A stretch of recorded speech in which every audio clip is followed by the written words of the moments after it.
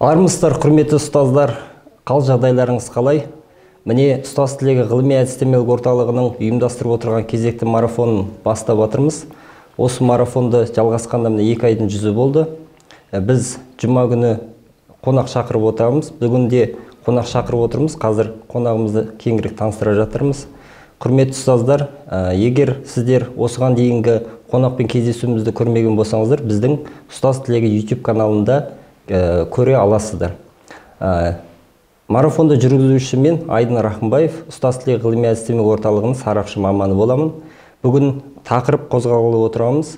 Бірлік болмай тірлік болмайды, немесе мектептегі бірлесе жұмыс жасаудың маңыздылығы қандай деп аталады. Бүгін бізде қонақта Алматы қаласы педагогикалық шеберлік орталығының менеджері және ұстазы болып табылатын Асхат ағамыз, Әлімов Асхат Хамзаұлын шақырып отырмыз. Қош келдіңіз аға. Рахмет. Студиямызға. Аға, мына көптеген ұстаздар сіздің келуіңізді осы біздің комментарий жазған бөліктерінде өткенде сіздердің орталықтарыңыздан Ділдәхан аға келіп кетті. Сол кісінің комментарийінің астында сізді өтініш қылып еді. Асхат ағаны шақырсаңыздар, Асхат ағамыз сұхбаттассақ деп. Міне, құрметті ұстаздар, сіздердің тілектеріңізді орындап Асхат ағаны шақырып отырмыз. Сондықтан бүгінгі тақырып қызықты болады деп ойлаймын. Яғни мектепте бірлесе жұмыс жасаудың қандай тиімділігі екенін бүгін Асхат ағамыз жан-жақты түсіндіруге тырысады. Ал енді аға, ең бірінші сұрағым, жалпы педагогика саласында бірлесудің маңыздылығы қандай? Мысалға айталық, жалпы қазақта бірлесу деген баяғыдан бар. Мақалында бар, мәтелінде бар, ертегісінде бар, аңыз әңгімесінде бар. Бүкіл қазақ мойындайды. Бірлесе жұмыс жасаған ол өте тиімді. Бірақ мына педагогика саласындағы бірлесудің тиімділігін көп маңызды көрмейтін сияқты ұстаздар. Осының маңыздылығы қандай? Нақты педагогика саласындағы маңыздылығын айта кетсеңіз, қаншалық маңызды? Дұрыс айтасыз. Енді дана қазақ бекер айтпайды ғой, ырысалды ынтымақ деп. Оны бәріміз жақсы білеміз, бәріміз түсінеміз. Қит етсе есімізге баяғы Төле бидің тәмсілі келеді, жебелерді сындыру туралы. Және де тіпті философтар мына бірлікті қазақтың ұлттық идеясы деп атайды. Қазақтың ұлттық идеясы бірігу. Бірақ қандай да бір себептермен осы идея, менің ойымша, бұл енді менің субъективті ойым, мектепте кішкене кемшіндеу жүзеге асырылып жатыр. Мысалы, мен өткен жылы бір мектепте болдым. 3 күндік семинар өткіздім. Соңында бір апай тұрып айтады, біздің мектепте 65 мұғалім бар дейді. Бірақ біреуі де ешқашан сұрақ қоймайды дейді. Және де басымыз ешқашан бірікпейді дейді. Бүгінгі, бұл енді тек қана бізде ғана емес, бұл бәрінде. Мысалы, орыстың профессоры Константин Ушаков, осы өткен жылы бізге Астанаға келіп бір дәріс оқыған, сол кісі айтады, білім беру жүйесінің ең басты проблемасы бүгін синергиялық проблема. Ал синергия дегеніңіз, бұл мына адамдардың бастарын қосу ғана емес, сонымен бірге өздерінің күштерін, ақыл-ойларын, аурасын, жігерін қосу деген сөз. Және де синергияның формуласы мынандай: 1 қосу 1 тең 11. Яғни 1 қосу 1 2-ге тең емес. 2 адамның басы қосылса, олардың күш жігері 11 есе артады екен. 3 адам қосылса, бұл Циолковский айтады, баяғы Константин Циолковский айтады, 3 адам қосылса 39-ға кетеді. Яғни геометриялық прогрессия, адам қосылған сайын геометриялық прогрессияда олардың мүмкіндіктері де артып отырады. Ал неліктен мұғалімдер басы қосылмайды? Өйткені бізде сондай мәдениет қалыптастырды. Жекеленген мәдениет. Мысалы, бізде мектепте кімді марапаттайды? Бізде ұжымды марапаттамайды ғой. Бізде негізінен жеке мұғалімдерді марапаттайды. Мысалы, егер бір мұғалім оқушыларды не өзі олимпиадада, не бір оқушыларын олимпиадаға жеткізетін болса, бір биік жетістіктері, оларды марапаттайтын болады. Мәселе осы да. Сондықтан да мұғалімдер қазір мектепте былай жүр. Мынаның орнына, жұдырықтың орнына олар шашырап жүр. Бұл себеп мәдениет дейік. Ал екіншіден, оның арт жағында не жатыр? Оның арт жағында біріншіден кәсіби біліктіліктің төмендігі жатыр. бірікпеуінің себебі? Иә, мен неліктен сізді сабағыма шақырам, өйткені менің сабағым нашар ғой. Сондықтан да біздің қоғамда қате әлі күнге шейін жазаланады. Егер мен сабақты нашар өткізетін болсам, мен тоқпақтайды. Қазақ не дейді? Ауруын жасырған өледі дейді. Сондықтан да мен өзімнің нашар сабақ өткізетінді жасыра бастаймын. Қашқақтаймын, ешкімге жоламаймын деген секілді.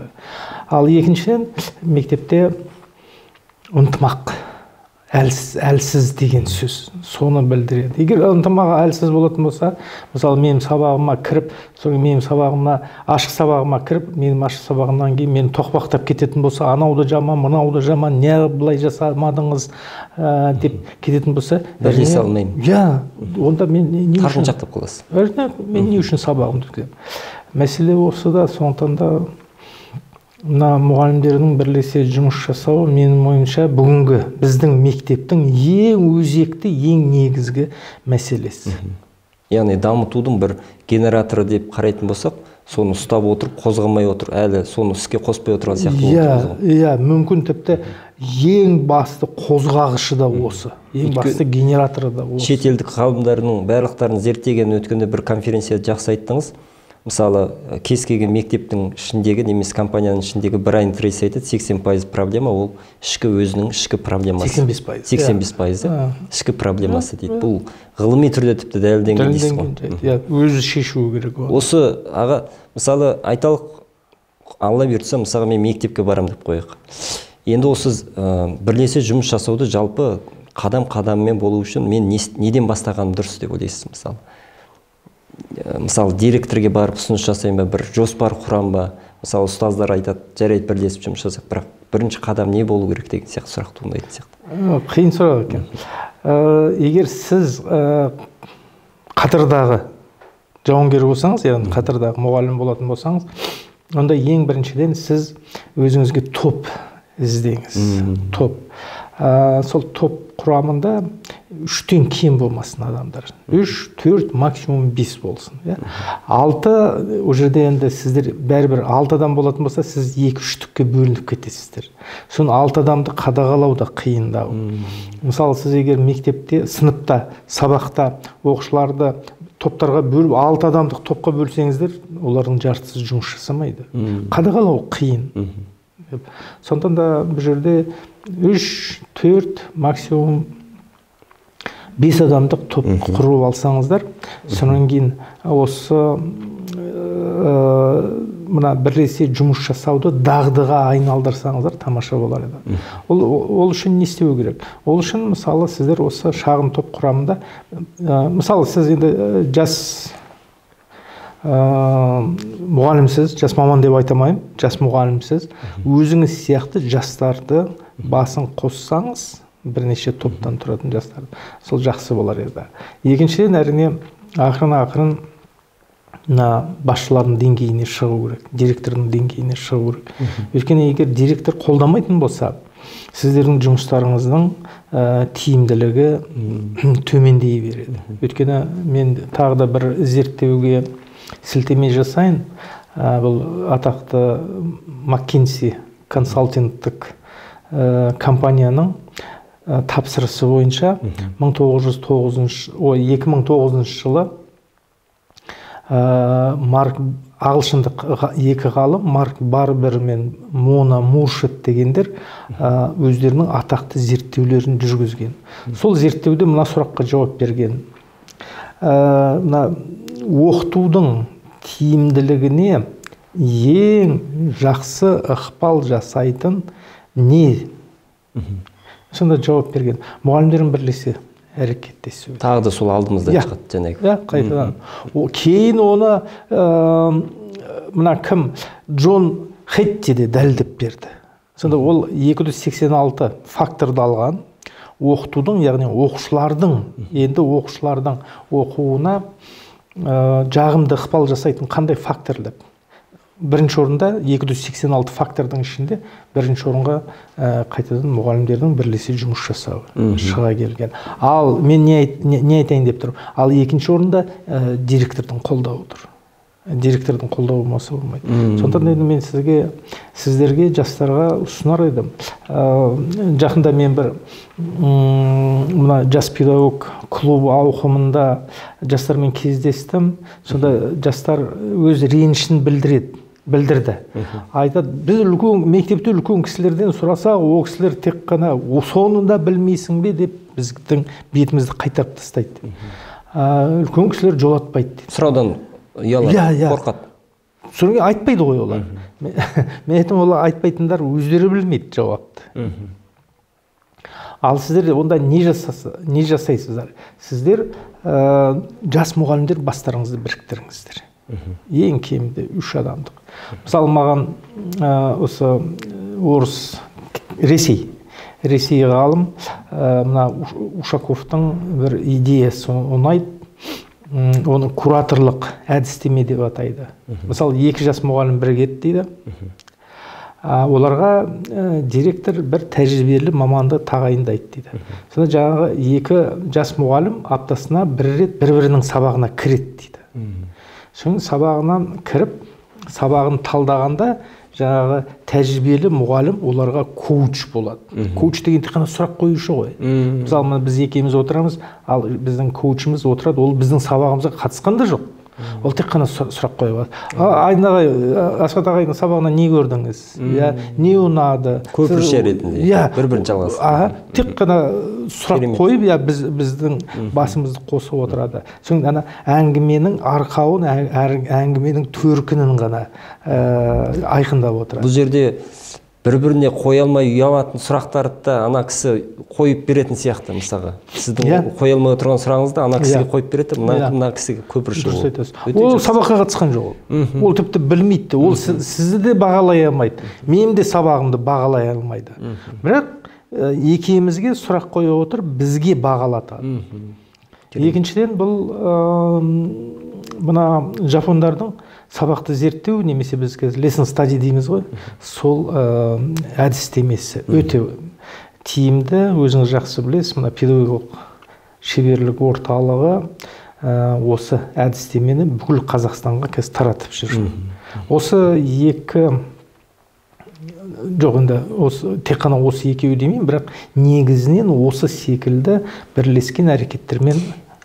Яғни бізде аға қарап тұрсаңыз жүйе бар, мысалға қалай бірлесіп жұмыс жасаймын, оның жүйесі қандай десе, lesson study тіпті болмаса алсын, соның нақты жүйелер бар. Мысалы, сіз оқулық шығардыңыз, өткенде конференцияда көрдім, көптеген этаптарын нақты айттыңыз. Неден бастау керек, неден аяқтау керек, қандай этаптардан тұрады кезеңдерден деп. Мысалы, тіпті білмеймін деп пысылдап айтатындарға олар да бар.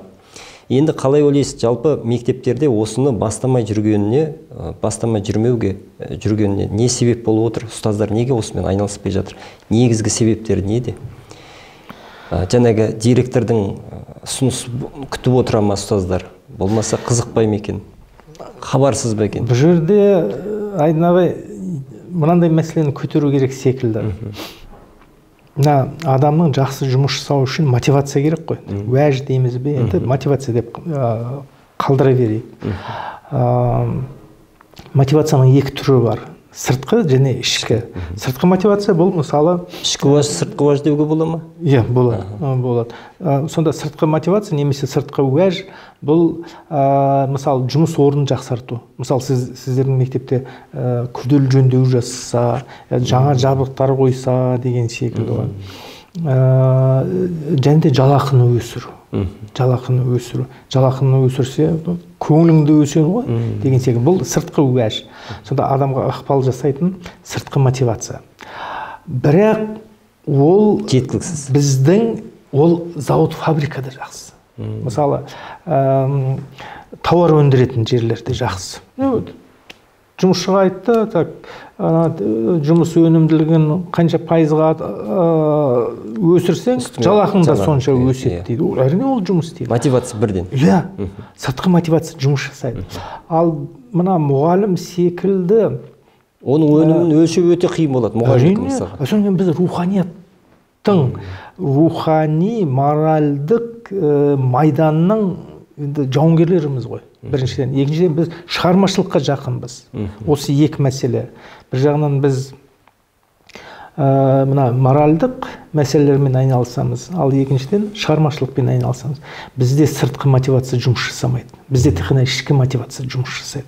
Ал ішкі мотивацияға не жатады? Ең алдымен мынау жатады, ұят жатады. Ұят, ар, ұждан. Жұмысыңа деген адалдық. Әрине. Жауапкершілік. Борыш, мен мұғаліммін. Бұл менің борышым. Сондықтан да мен не болса да бұны жасауым керек. Ана балалар үшін, қазақ үшін, ұлтым үшін, қоғам үшін, отаным үшін жасау керек деген. Сондықтан да бұған сол жаңағы жауапкершілік кіреді, ар-ұждан кіреді, ұят кіреді. Бұған өзіңнің кәсіби біліктілігіңді тұрақты түрде арттырам деген ойлар кіреді. Сондықтан да жаңағы сіздің сұрағыңызға жауап беру үшін мен айтар едім, бізде кішкене мына ішкі мотивация аз. Біз сыртқы мотивацияны күтіп отырамыз. Сыртқы мотивацияға тағы да мысалы марапат жатады, қолдау жатады. Директор қолдамаса, директор біздің жұмысымызды байқамаса, мен оны жұмыс істеп қайтем деген секілді ойлар да болуы ықтимал. Қазір директорлар оқып отыр ғой аға, иә? Осыны мысалы директор оқып жатқанда осындай көбінесе ол кісілерге менеджмент, яғни мысалы компания болса, басшысы болса, соны компанияны басқа білудің методтары, тәсілдері үйретіледі. Солай ғой. Соның ішінде осы не айтыла ма осындай келген қандай да бір мотивациясы бар ұстазды қолдау керек деген сияқты. Өйткені ұстаздар енді директорлерді барлықтарын жамандаймай, кейбір директорлер мысалға өзінің дәрежесіне сай келмей жатады. Мысалы, жаңағы моральдық тұрғыда. Ол айтады, оның пайдасы не, оны қайтесін, біздің қазір уақытымыз жоқ дейді. Ол айтады, бір не ұйымдастырып беріңізші апай, мен осыны өтейін деп едім. Мынандай сабақтан іс-шара десе, мынау қандай керемет, осыны қолдайық, ананы қоя тұрайық, ана жиналысты. Кейінгіге қалдырайық, қолдан келсе. Өйткені менің өзімнің басымнан да өтті, ондай кездестіріп те жатырмын. Сондықтан менің ойымша осыны директорлерді оқытқан өте тиімді сияқты, осындай тұрғыда, яғни менеджменттің басқаруын бірінші ол кісілер оқу керек сияқты. Өйткені пән өте маңызды емес, ол кісілерге негізгі адаммен көп жұмыс жасайды, басқара білу, EQ білу керек, IQ білу керек, VQ дейді, күш қуатты қалай жұмсау керек. Осының барлықтары Дэниел Голдманның EQ деген кітабы бар ғой, эмоционалды интеллект дейді. Сонда керемет айтады, барлық миллионерлердің дейді, зерттеп келсе дейді, IQ емес, EQ мықты болып шыққан дейді. Сонда бұл кісілерге басқару керек болса директорлерге, яғни жаңа Голдманның айтқаны бойынша EQ-лерін, яғни эмоционалды интеллектісін өздерінің ана креслода отырмын деп шалқаймай, бірнесе жұмыс жасап, қандай идеяң бар деген дұрыс сияқты. Содан кейін мына сіз атаған Дэвид Голдман айтады ғой, басшының жұмыс уақытының 85%-ы қарым-қатынаста өту керек. Жаңа сіз айтқанда есікті жауып алып, соны өзім білемін не істеймін деп отыру емес ол. Мен ойланып отырмын, бүкіл әлемнің проблемасын шешіп отырмын деген мағынада емес. Жоқ, ол ылғи қарым-қатынаста болсын. Сол мына Жапондарда гемба кайдзен деген ұғым бар. Гемба кайдзен деген кайдзеннен бөлек. Кайдзеннің ішінде. Кайдзеннің ішінде. Сонда басшы елге шығады. Мысалы, ана жерде 8-ші бұда, мысал деймін бір, терезе жарылды дейді. Ол шақырмайды, ана класс жетекшісін, сынып жетекшісін шақырыңдар, кім кінәлі шақырыңдар, өзі барады ана жаққа. Я болса, мен директормын, маған бір мұғаліммен сөйлесу керек, мен оны шақыртпаймын. Өйткені ол шақырғанша қанша уақыт, соң маған келгенше ол мұғалім жүрегі талып қалатын шығар, ойбай не үшін шақырып жатыр деген өзім баруым керек. Гемба кайдзен деген осы. Сонда директор ылғи қарым-қатынаста болады. Ал жаңа сіз енді менеджмент туралы жақсы айттыңыз. Менеджмент неден тұрады? Мысалы, қараңыздар, менеджмент бірінші жоспарлаудан тұрады. Екінші ұйымдастырудан тұрады. Үшіншісі үйлестіруден тұрады. Төртінші қолдаудан тұрады. Ал бесіншісі қадағалаудан тұрады. Қолдау бұл міндет. Директор, яғни басшы міндетті түрде фундамент, базасы бұл басқарудың. Әрине. Қолдамаса жұмыс жасамайды. Шындығында да сіз мектепте істеп жүрсіз. Сіз егер жақсы-ақ істеп жүрсіз, ұмтыласыз, ынтаңыз өте жоғары, бірақ қолдау жоқ. Соң бір кезде сіз ақырын бәсеңсіп, мүмкін өшіп қаласыз. Сонда Менің ойлаймын аға, өзімнің ойым ғой, мына қазір директорлерге әрбір мектепте отырған кезде бұл менің компаниям деп қарау керек сияқты, сондай бір көзқараспен. Компаниям бұл жердегі жақсы жұмыс жасап жатқан кімдер, оларға қандай қолдау керек, қай жер ақсап жатыр, оны қалай жоспарлау керекпін деген сияқтыға басқа тұру керек. Бұл ақша қайда кетіп жатыр, мысалға ұсақ түйек әңгімеден емес, ана бала жаман екен, мына бала жаман екен емес, ол балаларды бір жүйеге келтіру үшін не істеу керек, проблема қандай деген сияқты мына структуралық тұрғыдан, жүйелі тұрғыдан қараған дұрыс сияқты. Сондай неге көзқарасқа ауысқан дұрыс сияқты. Дұрыс айтасыз. Тіпті менеджмент былай дейді, мектеп менеджменті былай дейді. Директордың өзіне қоятын ең негізгі сұрағы мынандай: мен қол астымдағы мұғалімдердің және оқушылардың қандай жасырын әлеуетін аштым, жасырын мүмкіндігін, дарынын, талантын аштым деген сияқты. Сондықтан да директор ең бірінші мезетте, егер ол көшбасшы болса, ал көшбасшы және менеджер, яғни бастық екеуінің айырмашылығы, үйлестіруші, жоспарлаушы, жүйелеуші. Содан арасы, екеуінің арасы жер мен көктей ғой. Сонда ең бірінші мезетте мектеп директоры бұл ынталандырушы, тіпті мен айтар едім шабыттандырушы рөлінде болуы керек.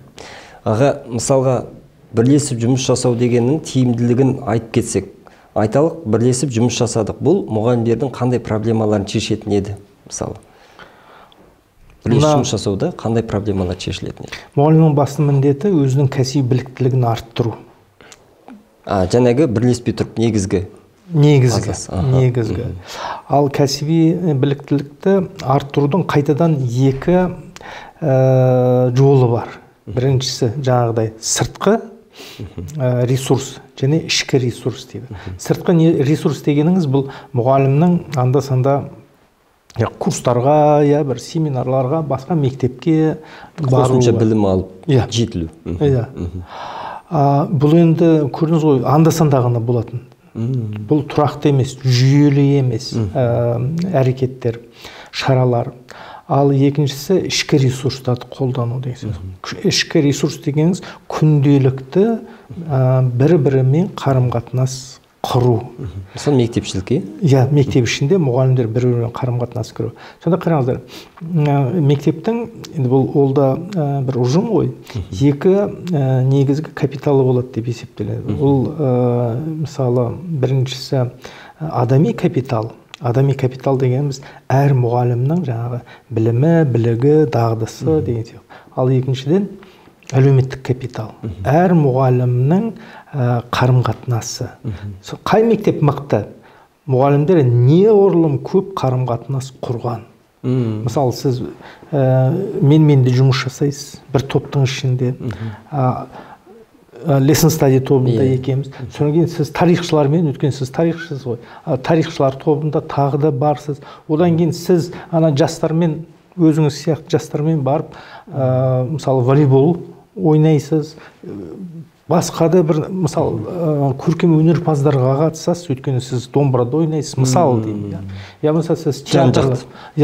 Сонда сіз неғұрлым сізде қарым-қатынас көп болса, соғұрлым сіздің әлеуетіңіз өсе түседі. Ал егер біреу, бұл енді термодинамиканың екінші заңы деп атайды. Ол заң мынандай: кез келген жабық жүйеде энтропия күшейе түседі дейді. Ұлғая түседі дейді. Энтропия дегеніңіз бұл бұзылу, қирау, күйреу, артқа кету деген. Мысалы, ауылда бір үй тастап кетті, жауып кетті құлыптап. Ол үйге ешкім кірген жоқ, ешкім ықпал жасамайды. Бір жылдың ішінде ана үй құлазып кетеді. Неге? Ол жабық жүйе. Ол ешкіммен қарым-қатынасқа түсіп жатқан жүйе емес. Адам да сондай. Егер адам басқа адамдармен қарым-қатынасқа түспейтін болса, оның денсаулығы кетеді. Тура сол секілді кез келген топ. Мысалы, біз үшеуміз бір топ құрамыз да, ешкімді жақындатпаймыз мектепте. Ой, біз өзіміз білеміз, біз сонда кереметпіз деп жүрейік. Жоқ, біз ақырын басқалардан қала бастаймыз. Сондықтан да мына адамның күні адаммен, адам неғұрлым көп байланыс құрған сайын, оның кәсіби білігі де, ақыл ой өрісі де өсе түседі. Яғни мысалға адамдар қазір ұстаздардың бірік дегенде пән бойынша ғана бірігеді. Ал негізі бірігу дегенде бұл идея бойынша бірігу десек бола ма? Мысалға интерес дейді ғой, қызығушылығы бар. Мысалы биологиядан мен сияқты бір қызығып осындай жасасақ деп жүргенге барып мен өзімнің ұсынысым жасасам, екеуміз бірлік мынаны жасайық, мынаны зерттейік.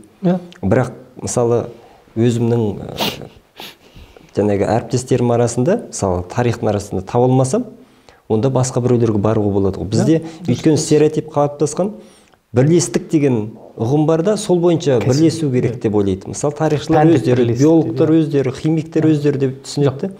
Ол мысалы менен мұғалімдер сұрайды ғой, ағай біз мектепте қалай lesson стадияға қалай бірігуіміз керек? Мен айтамын, өздеріңіз пәнге қарамаңыздар. Ең бастысы үйлесімдік болу керек. Немесе оны былай да жасауға болады. Мысалы, мен бірнеше мектеппен жұмыс жасадым, 60-70 мұғалімнен интервью алдым. Интервью емес, кешінде сауалнама алдым. Сауалнамада 2 сұрақ. Бірінші, сіз кіммен жұмыс жасағыңыз келеді? Екінші сұрақ, кімнен көмек күтесіз? Соң оларды, мысалы 60-70 мұғалімнің фамилиясын былай тізіп қоясыз, содан көлденеңінен де, тігінен де көлденеңінен. Соң қарайсыз, мысалы Дүйсенбаев кіммен жұмыс жасағысы келеді? Соларға жаңағы жұлдызша қойып қоясыз. Содан олар сәйкес келе ме, келмей ме деген секілді. Кім сәйкес келетін болса, соларды топқа бөлуге. Бұны кім жасаған дұрыс аға? Мектепте кез келген мұғалім немесе енді директордан рұқсат алған, ямаса тағы да директор қолдау керек болады, өйткені мына ұстаздарды өзі жиналысқа шақырғанның өзінде шыны керек кейбіреусі келмей қалады. Ал өзің ұстаздарды жинап осындай алайық десең, біреу уақытым жоқ, мен бүйтейін деп жатырмын деп неше түрлі сылтау айтады, бас қоспайды. Әрине директорге өтініш білдіріп, осындай жоба бар еді, өстіп сауалнама жинап, кіммен қызығушылығы бар екенін біліп берсек. Содан кейін 3-тік, 4-тік, 5-тікке бөліп. Екілік болмайды. Жоқ, екілік болмайды, өйткені соны айтып кетсеңіз ұстаздарға. Екілік болмайды, өйткені екілік мысалы бір-біріне ренжіп қалса, оларды татуластыратын ешкім жоқ. Және жоспар далада қалады. Иә, ал егер 3-тік болатын болса, мынау екеуі мысалы енді бас бармақпен балалы үйрек ұрысып қалса, ортан терек кеп оларды біріктіреді, бітімге келтіреді. Мына 3-тіктің жақсы жері сол.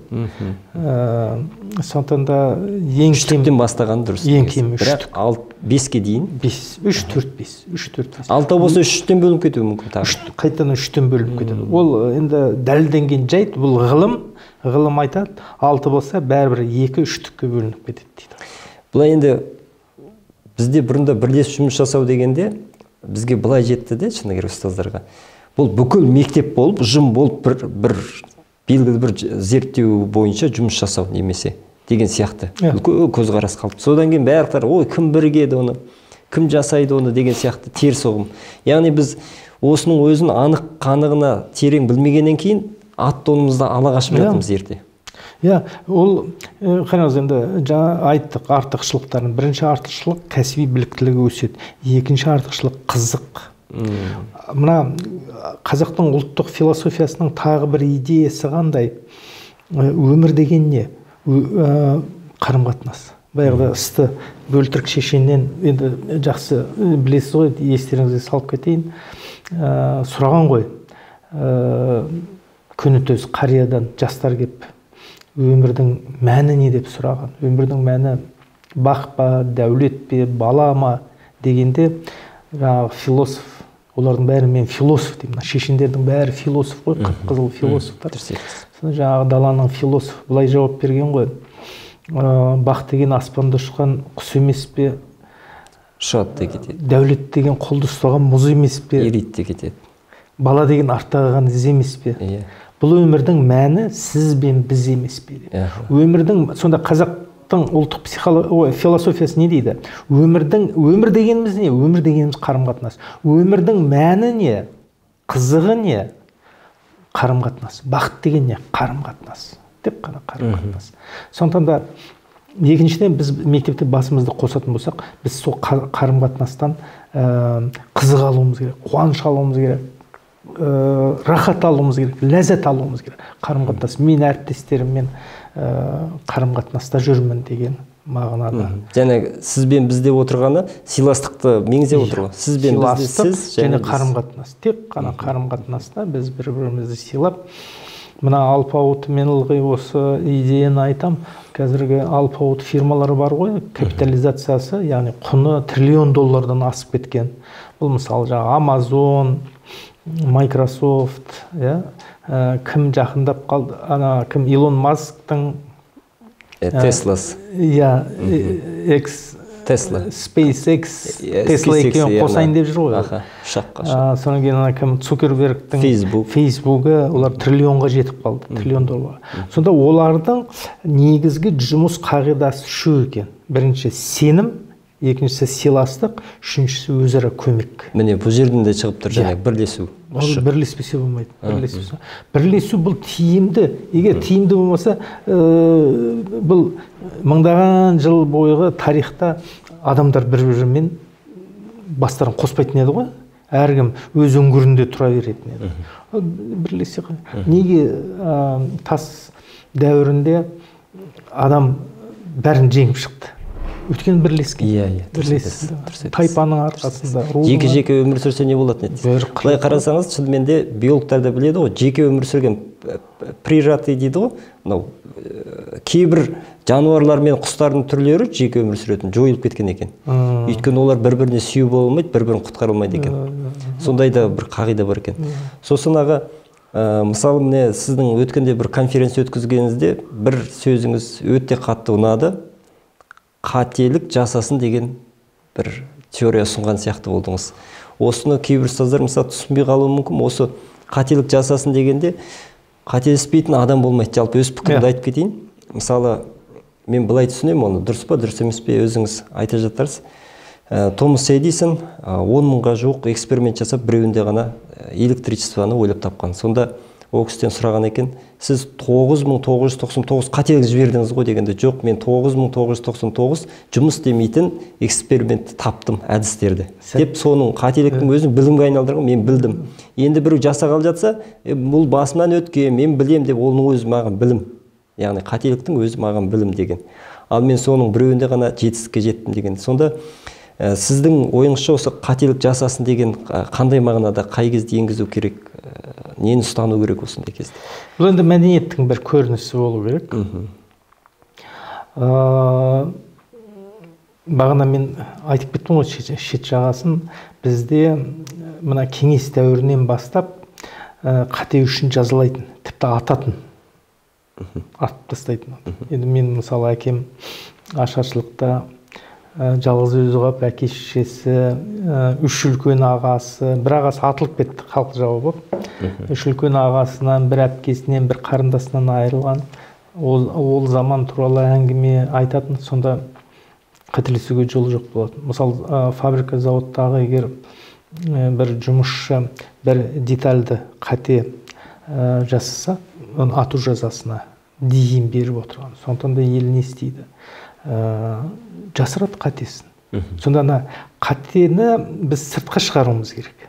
Ал сыртқа шығару, не үшін шығарамыз? Ауырын жасаған өледі деген. Тура сол секілді ғой. Не үшін сыртқа шығарамыз? Қатені жеңу үшін, коррекциялау үшін, түзеу үшін. Жасырса жинала береді оның бәрі.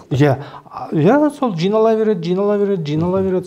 Сондықтан да біздің қоғамымызда біз мына жасасын қате қағидасын ұстануымыз керек секілді. Жасасын қате дегеніміз, жаңа өзіңіз айтқандай, қателеспейтін адам жоқ, сүрінбейтін тұяқ жоқ. Тек соны уақытында түзете білу.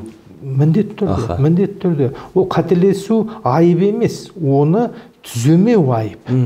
Оны жасыра салып, құммен бетін жасыра салып, немесе қағазбен бетін жасыра салып, бізде түк болған жоқ деген секілді ғой. Ертелге шығады, анықталады ол. Міндетті түрде. Қате ол да бір алмас кездік сияқты қап түбінде жатпайды ол. Ертең бәрібір тесіп шығады ғой.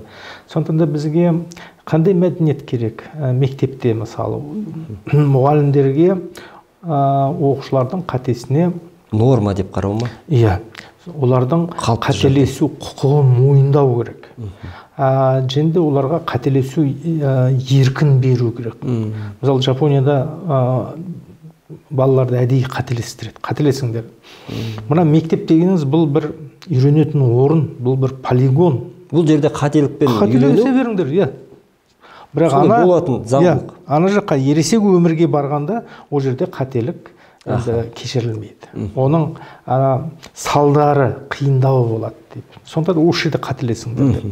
Сонда да қателессін. Ал мектеп басшыларына мұғалімдердің қатесіне де бұл жерде немқұрайдылық туралы мен айтып тұрғам жоқ. Мен түсінушілік туралы айтып тұрмын. Мынандай бір күшті сөз. Кешіріңіз, мен айтайын деген, ол қатені біз әдейі жасамаймыз ғой. Мысалы мен диктант жазып жатырмын, әдейі мына жерде А-ның орнына О жазып, айдың ағайдың қытығына тиейінші деп жазбаймын ғой. Енді болады ғой, ондай болады. Өзін ешкім жамандық ойламайды, өзі жасап отыр. Иә, әдейі жасағам жоқпын ғой. Сондықтан да біз бірлесе осы қатені қалай түзетеміз деген тұрғыдан жұмыс жасасақ тамаша болады. Осы тұрғыдағы бір керемет бір сөзді естідім. Европада дейді, қателік десе жаза дейді. Қателік сызықша жаза дейді.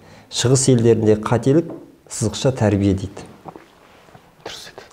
Яғни ол жерде жазалау болса, біз енді осы жазалаудан тәрбие дегенде бұл сол кетірген қателігін қайталамас үшін қандай әрекетке бару керек деп біз оқушыға сілтеме жасап, жолын көрсету керек деген мағынада сияқты. Тәрбие деген осы жолын көрсету. Дұрыс еді. Яғни бізде жаза болғанда біз 2 қоймен, 3 қоймен ұшпаққа ұшпаймыз. Соны түсіну керекпіз. Ол оқушы түзеліп кетпейді, жақсы көріп кетпейді. Одан да 4-ін қойып келесі мүмкіндігін беру, жолын көрсету. Осы қателік жасау деген қателік бізде норма болу керек, яғни және соны түзету уақытылы болу керек. Міндетті түрде. Тағы да қайталаймын, қателік әбес емес, сол қатені дер кезінде түземеген әбес. Керемет. Енді аға, мына бірлесе жұмыс жасауға байланысты шетелдің бір мысалын айтайын сізге. Шетелде жалпы TEDx деген бірлесу орталықтары болады. TEDx-ті білесіз? Technology, Entertainment, Design деп аударылады екен. Сонда X деп қосылатын болса, ол мысалға мұғалімдер арасында. TEDx десе, дәрігер өз араларында өздерінің тәжірибелерімен бөліседі, жылына бір рет. Мысалы, мен айталық, мен де енді мына 15 жыл бойы көптеген тәжірибе өткіздім, сонда менің де айтып тәжірибе алмасатын бір тәжірибем бар, мысалға. Енді оны қай жерде айтам? Жиналыста айта алмаймын, басқа жерде айта алмаймын. Сонда өзімнің 15 жылдағы жиналған бір керемет тәжірибемді 18 минутқа сыйдырып, мен сол TEDx-ті айтады екем, мұғалімдерді жинап. Міне мынандай этап болды, менде бір оқушы болды, өте қиын болды басында. Бірақ мен соңында осылай келіп, мынандай проблеманы шештім. Қазір ол оқушы міне сүйреті, міне жазған дәптері деп.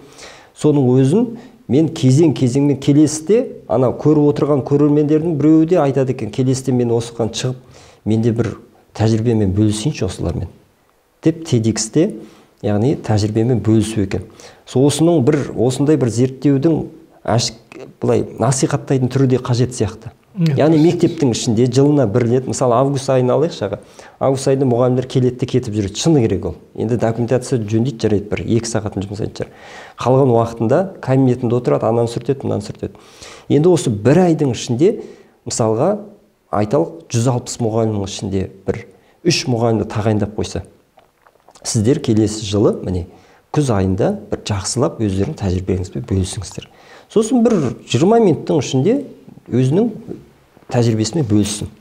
Мынандай қиын оқушы кездесті, мынандай проблема болды, мен оны былай шеше алдым. Осындай тұрғыдан да қарастырған дұрыс сияқты, бөлісіп отыру үнемі. Қалай ойлайсыз? Өте дұрыс. Бұл жерде мүмкін біз мына оқушылардың да, мұғалімдердің де әрекетіне деген көзқарасымызды өзгертуіміз керек шығар. Мысалы, біз оқушылармен қалай жұмыс жасадық? Үйірме тұрғысынан. Айтамыз, балалар, мен енді филологпын, айтамын, жас филолог үйірмесін аштым. Сіз келесіз айтасыз, мен жас тарихшы үйірмесін аштым. Кім жазылады, немесе тіпті айтамыз, сен жазыласың, сен ештеңе білмеймін, әйтпесе 90-да 3-ке шығарам деген секілді. Енді жалпылама айтып тұрмын, мысалы. Ал яғни қараңыз, бұл жерде бастама бізден болып тұр, мұғалімнен болып тұр. Мәселе бастама төмен жақтан болса, оқушылардан болса, оқушыларға айтса, балалар, сендер не ашқыларың келеді деген секілді. Мен сол кезде оларды ақырын бағыттап жіберуге болады. Мысалы, оқушылар арасында TEDx клубын ашайық деген мағынада. Оның ережесін жасап, оларға көмек көрсетіп, оларға мүмкін тіпті папье-машеден болсын, әйтеуір TEDx-тің өзінің бір несі бар ғой, площадкасы, алаңы, кубиктермен, текшелер, сонымен жасап, соны жасап берсек, оларға сонымен 2 аптада бір мектептің сахнасын беріп тұрсақ, тура сол секілді жас мұғалімдермен де жасауға болады. Жас мұғалімдерді бұл жерде мүмкін тіпті міндеттеп тастауға да болады. Әрқайсыңыз жылына бір рет сіздерге міне 15, максимум 20 минут, сол кезде сіздер өздеріңіздің, енді орысша айтқанда фишкаңызды айтасыз. Өзіңіздің бір ерекшелігіңізді басқа ел жеткізу керек деген мағынада болатын болса, тамаша болар. Мен аға мысалы 2 жыл бойы осы TEDx-ті мектепке өттім де, сосын ұстаздарға айттым. Сіздер ойлайтын шығарсыздар, 2-ші жыл айттым. Сіздер ойлайтын шығарсыздар, әрбір күзде осы айдын білімсініп TEDx деп не айтып жүр, неге бөлісіп жүр. Менің мақсатым мен шығу емес. Менің мақсатым сіздерді қызықтырып, сіздердің білімдеріңізді мына жерде көргім келеді деймін. Сіздер 40 жыл, 30 жыл бойы педагогика саласында жүрсіздер. Неге келесі жылы шығып, осы жерге шығып, өздеріңізден керемет тәжірибелеріңізді бөліспейсіздер? Тіпті ол соны бірге-бір жасамаса да, анау арт жақта отырған жаңадан келген ұстаздар, мұғалімдерге университеттен бітіріп келген мотивация ғой. Ұстаз деген мынандай бір, мынандай қызық жері бар екен. Қандай керемет. Оқушының өзімен жасаған жаңағы тәжірибенің өзі бір оқиға ретінде айтады ғой. Сонда олар мотивация алып, мұғалімнің бір қызық жағын көреді. Анау рутина дейді ғой, қайталана беретін жұмыс деп ойламайды. Күнделікті күйбең. Сонда мен айтайын дегенім, сол TEDx-тің сол 2 өткеннің 2-шісінде мынандай бір кері байланыс жасаған айтқым келіп отыр аға. 30 жыл бойы тәжірибесі бар қазақ тілі мұғалімі маған келіп айтады, Айдын, мен осыдан 7 жыл бұрын ОБТ-дан жыл сайын балаларды дейді, 100-ден төмен түсірмейтіндей деңгейге жеткізіп келе жаттым дейді. Сосын 7 жыл демалдым дейді. Енді мен биыл дейді, пробный тесттерді барсақ, 2 балл, 1 балл ғана көтеріледі. Менің әдіс тәсілдерім жылда жұмыс жасап жүрдім. Неге жұмыс жасамай кетті деген ойландым дейді. Сөйтіп сенің мына TEDx-іңнен таптым дейді. Жаңа таратуға лайықты идеялар деп қойдым мен оны. Түсінікті болсын деп. Содан айтам, апай, қалай таптыңыз десем, мен ол жерде мына поколение Z, X, Y, G деген поколенияларды өткен болатын кезеңдермен. Альфа, иә. Сол поколенияларды, жаңа ұрпақтардың ауысу кезең, олардың ойлары да ауысады, көзқарастары, дағдылары да ауысады деп түсіндірдім де. Сөйтсем дейді, менің алдымдағы ұрпақтар ауысып кеткен екен ғой, олардың қабылдауы басқада екен ғой дейді. Яғни мен оған тағы да қосымша әдіс тәсілдер қолдану керек екенмін ғой дейді. Міне бір ғана өткеннің өзі осындай кішкентай болсын бір септігін тигізіп өзінің қорытындысын шығарып отыр мысалы. Ал мен айтамын ұстаздарға, сіздер де келіп осы TEDx сияқты шығарыңыздар, ертең ол кісілер мына зерттеуді де жалғастырады. Қане зерттеп көрейік. Бұл рефлексия ғой. Жаңа білім қашан қалыптасады? Рефлексия кезінде.